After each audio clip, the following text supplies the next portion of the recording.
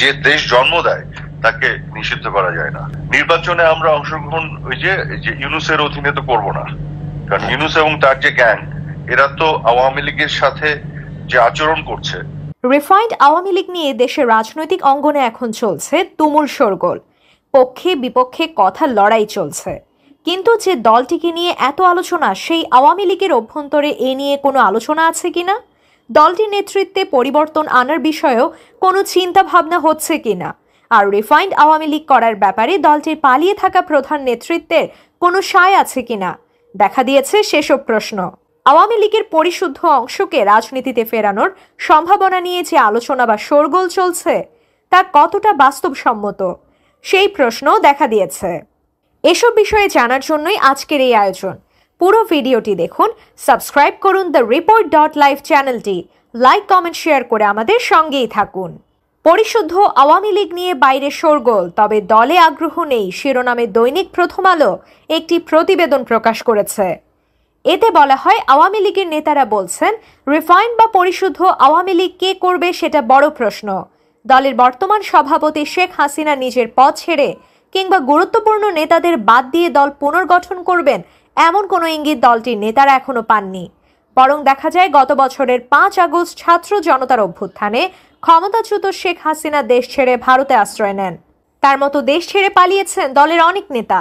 এরপর অতীত কর্মকাণ্ড নিয়ে আওয়ামী লীগ ভুল স্বীকার করবে কিনা এমন একটা আলোচনা তৈরি হয়, কিন্তু উল্টো পথে হাঁটেন আওয়ামী লীগের নেতৃত্ব। নিজেদের ভুল স্বীকার কিংবা অতীত কর্মকাণ্ডের জন্য অনুশোচনা দেখাতে মোটেও প্রস্তুত নন দলটির শীর্ষ নেতৃত্ব।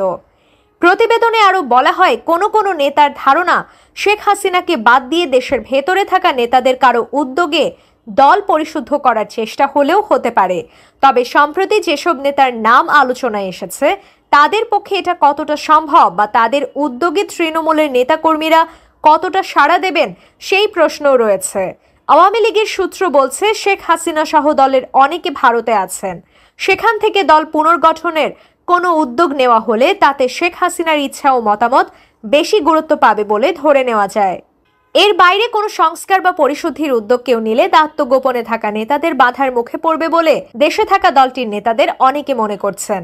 তবে রিফাইন্ড আওয়ামী লীগের ধারণা প্রত্যাখ্যান করে গত শনিবার ফেসবুকে স্ট্যাটাস দেন আওয়ামী লীগের তথ্য ও প্রচার সম্পাদক আমিনুল ইসলাম। তিনি লেখেন, কোনো রিফাইন্ড নয়, একেবারে পিওর।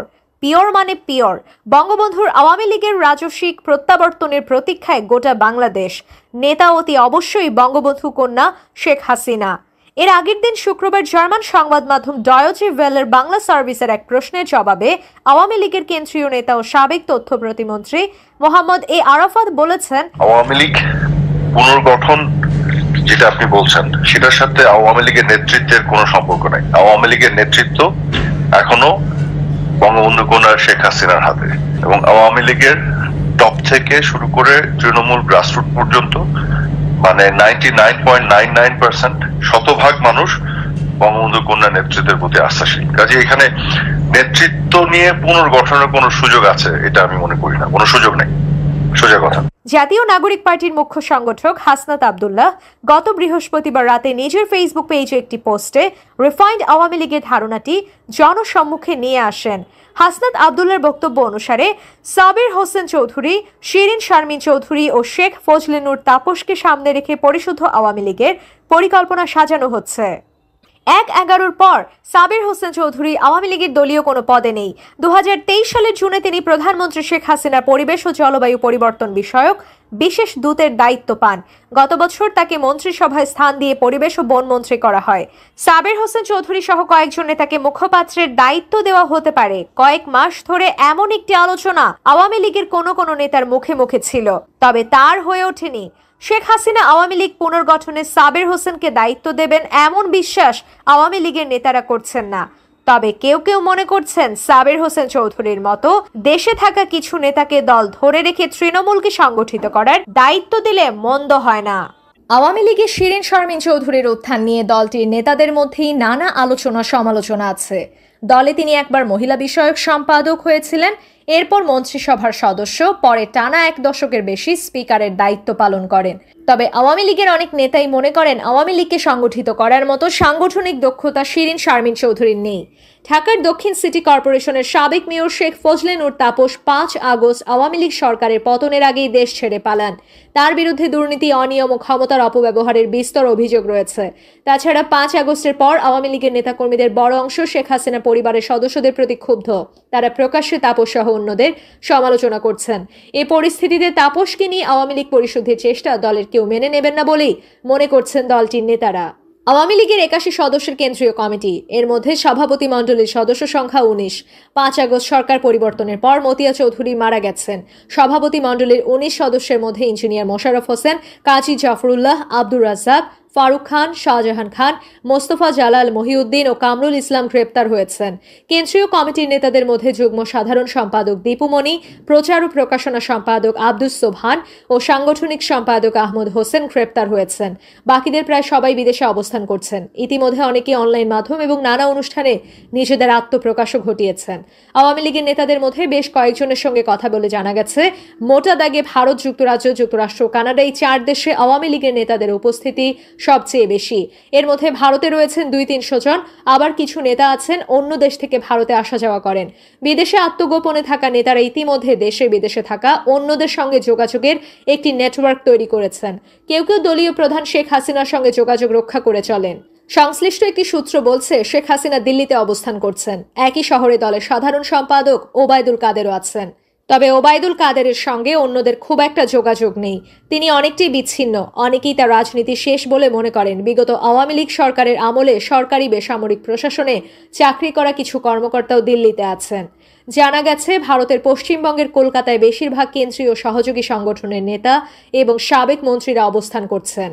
এর মধ্যে জাহাঙ্গীর কবির নানক, মোফাজ্জল হোসেন চৌধুরী মায়া, সাবেক স্বরাষ্ট্রমন্ত্রী আসাদুজ্জামান খান কামাল, যুগ্ম সাধারণ সম্পাদক আফম ও বাহাউদ্দিন নাসিম, সাবেক শিক্ষামন্ত্রী মহিবুল হাসান চৌধুরী, তথ্য ও গবেষণা সম্পাদক সেলিম মাহমুদ তৎপর রয়েছেন। যুক্তরাজ্যে অবস্থান করছেন আওয়ামী লীগের সভাপতি মণ্ডলীর সদস্য আব্দুর রহমান, সাবেক সাংগঠনিক সম্পাদক ও প্রতিমন্ত্রী খালিদ মাহমুদ চৌধুরী, সাংগঠনিক সম্পাদক আবু সাইদ আল মাহমুদ স্বপন, সাবেক মন্ত্রী শফিকুর রহমান চৌধুরী সহ অনেকেই। এর মধ্যে খালিদ মাহমুদ চৌধুরী বিভিন্ন অনলাইন আলোচনায় অংশ নিচ্ছেন এবং সর্বশেষ গত সোমবার লন্ডনে একটি কর্মী সভায় যোগ দেন। সাবেক প্রতিমন্ত্রী মোহাম্মদ এ আরাফাত, দপ্তর সম্পাদক বিপ্লব বড়ুয়া, প্রচার সম্পাদক আমিনুল ইসলাম সহ আরও কিছু নেতা যুক্তরাষ্ট্রে অবস্থান করছেন। শেখ হাসিনার ছেলে সজীব ওয়াজেদ জয়ের নেতৃত্বে তারা নানা তৎপরতা চালাচ্ছেন বলে দলে প্রচার রয়েছে। এছাড়া যুগ্ম সাধারণ সম্পাদক মাহবুবুল আলম হানিফ কানাডা এবং আরেক যুগ্ম সাধারণ সম্পাদক হাসান মাহমুদ বেলজিয়ামে রয়েছেন বলে জানা গেছে। আওয়ামী লীগের সাধারণ সম্পাদক ওবায়দুল কাদের থেকেও যেন এখন দলের কেউ নন। তৃণমূল থেকে শুরু করে কেন্দ্রীয় কমিটির নেতা প্রায় সবাই তাকে বাতিলের খাতায় ফেলে দিয়েছেন। ওবায়দুল কাদেরের ভূমিকা কে নেবেন, এই নিয়ে বিদেশে থাকা নেতাদের মধ্যে এখন এক ধরনের ঠান্ডা লড়াই চলছে বলে সংশ্লিষ্ট ব্যক্তিরা জানিয়েছেন। কেউ কেউ মনে করছেন ওবায়দুল কাদেরকে বাদ দিয়ে অন্য কাউকে সাধারণ সম্পাদক করা হতে পারে। কারো কারো মতে আপৎকালীন সময়ে দলের বক্তব্য তুলে ধরার জন্য একজন বা একাধিক মুখপাত্র ঘোষণা করা যেতে পারে। তাই নিজেদের তৎপরতা দেখাতে ফেসবুকে, হোয়াটসঅ্যাপ কলে এবং নানা সামাজিক মাধ্যমে কড়া বক্তব্য বিবৃতি দিয়ে দেশে থাকা কর্মীদের দৃষ্টি আকর্ষণ করার চেষ্টা করছেন নেতাদের অনেকে। তারা কর্মসূচি দিয়ে দেশে থাকা নেতাকর্মীদের মাঠে নামাতে চাইছেন। এর মাধ্যমে শীর্ষ নেতৃত্বকেও এটা দেখাতে চাইছেন যে তৃণমূলে ওই নেতাদের প্রভাব আছে। তবে লেখক ও রাজনৈতিক বিশ্লেষক মহিউদ্দিন আহমেদের বিশ্লেষণ হচ্ছে, রিফাইন্ড বা পরিশুদ্ধ আওয়ামী লীগের আলোচনাটাই অবান্তর। পরিশুদ্ধ হতে হলে দলের ভেতর থেকে আলোচনা উঠতে হবে। এখন পর্যন্ত আওয়ামী লীগের ভেতর থেকে কেউ তো বলেননি যে তারা ভুল করেছেন, অন্যায় করেছেন। মহিউদ্দিন আহমদ প্রথম আলোকে আরও বলেন, পরিশুদ্ধ আওয়ামী লীগ করার জন্য যাদের নাম আসছে গত তিনটি ভুয়া নির্বাচনে তারাও তো সুবিধাভোগী। ফলে তারা কিভাবে আওয়ামী লীগকে পরিশুদ্ধ করবেন? সবচেয়ে বড় কথা, পরিশুদ্ধ করার আলোচনাটা আওয়ামী লীগের ভেতর থেকে আসতে হবে। বাইরে থেকে এই দাবি বা আলোচনা তুলে কোনো লাভ নেই।